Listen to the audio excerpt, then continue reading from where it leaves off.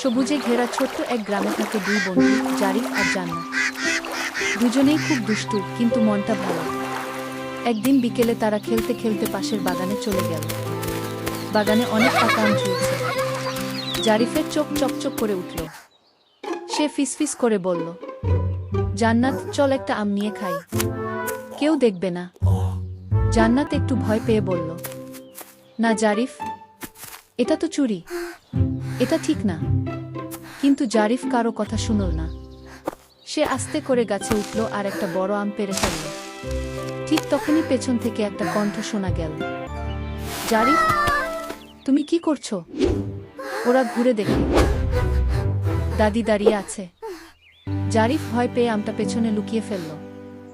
জান্নাত বলে ফেল, দাদি, ও আম চুরি করেছে। দাদি একটু হেসে কাছে এসে বললেন, বাবা জারিফ, ইসলামে চুরি করা হারাম, কেউ না দেখলেও আল্লাহ সব দেখেন। জারিফের মুখটা ছোট হয়ে গেল। সে ধীরে ধীরে আমটা বের করে বলল, দাদি, আমি ভুল করেছি, আমি আর কখনো চুরি করব না।